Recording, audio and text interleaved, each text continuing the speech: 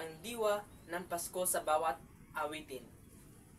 Tuwing dumarating ang buwan ng Disyembre, unti-unting nararamdaman ng bawat Pilipino ang malamig na simoy ng hangin at ang pag-alingaw-ngaw ng mga kantang pamasko sa radyo, mall, at kahit sa mga lansangan.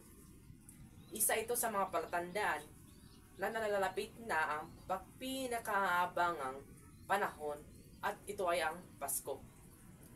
Ang mga kantang pamasko ay hindi lamang basta awitin. Ito ay isang bahagi ng ating kultura at pagkakakilanlan bilang Pilipino. Sa bawat liriko at himig nito, nararamdaman natin ang saya, pagmamahalan, at pag-asa. Halimbawa na lang sa kantang Ang Pasko ay Sumapit. Ipinapaalala sa atin ang kahalagan ng pagbibigayan at pagkakaisa. Samantalang sa Pasko na Sinta Ko, maririnig ang lungkot ng mga taong malayo sa kanilang minamahal tuwing Kapaskuhan. Ang mga kantang ito ay nagbibigay buhay sa ating pagdiriwang. Kahit gaano man nakahirap ang buhay, tila gumagaan ang pakiramdam kapag narinig natin ang mga awiting pamasko. Ito rin ay nagiging paraan upang magbalik sa ating puso ang tunay na kahulugan ng Pasko. Ang pag-ibig, pananampalataya, at pasasalamat sa Diyos. Sa kabuuan, ang mga kantang pamasko ay hindi lamang musika, kundi paalala ng pag-asa at pagmamahalan. Habang tumutugtog ang mga ito, muling nagigising ang kabutihang loob sa bawat isa. Tunay ngang sa bawat himig ng Pasko, buhay ang diwa ng pagkakaisa at malasakit ng mga Pilipino. Maraming salamat po. Unti-unti nararamdaman na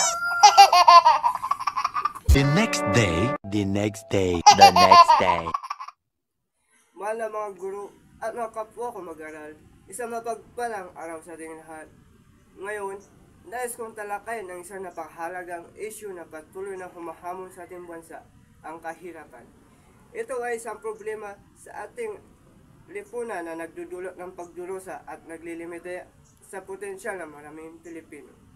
Ang kahirapan ay hindi lamang kawalan ng pera, ito ang kawalan ng pagkakataon, kawalan ng akses sa edukasyon, kalusugan at sapat na pagkain. Ito ay isang pakiramdam ng kawalan ng pag-asa na bumabalot sa mga pamilyang hindi alam kung saan kukunin ang susunod na kakainin. Nakita natin ang kahirapan sa mga lansangan, sa mga batang nagtatrabaho sa halip na nag-aaral, sa mga pamilyang nagsisiksikan sa burong-burong.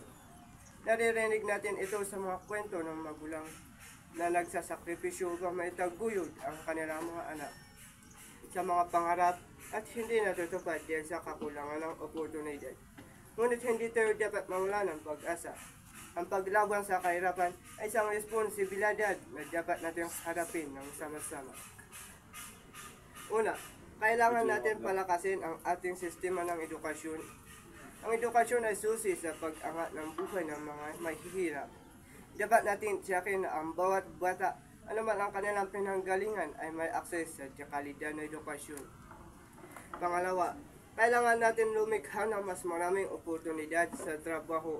Dapat natin suportahan ang mga maliliit na negosyo. Hikayatin ang mga mamamayan upang magkaroon sila ng mga kasanayang kailangan sa modernong ekonomiya. Pangatlo, kailangan natin palakasin ang ating mga programa sa kalusugan. Ang kalusugan ay kayamanan at hindi natin dapat hayaan na ang kahirapan ay maging hadlang sa pagkamit ng malusog na buhay. Pang-apat, kailangan natin magtulungan upang bigyan ng pagkain ang mga naggugutom, tirahan ang mga walang tahanan, at damitan ang mga nangangailangan. Ang pagkakagawang gawa ay isang mahalagang bagay ng ating kultura at dapat nating ipagpatuloy ang tradisyong ito. Mga kapwa ko mag-aaral, Tayo ang pag-asa ng ating buhayan. Huwag natin kalimutan ating mga kababayan naghihirap. Gamitin natin ang mga talento at kasanayan upang makatulong sa paglutas ng problemang ito. Maging buses tayo ng mga walang buses at itaguyod natin ang isang lipunang makatarungan at pantay-pantay. Sa ating pagkakaisa at determinasyon, kaya nating labanan ang kahirapan at magtayo ng isang mas magandang kinabukasan para sa ating lahat. Maraming salamat po.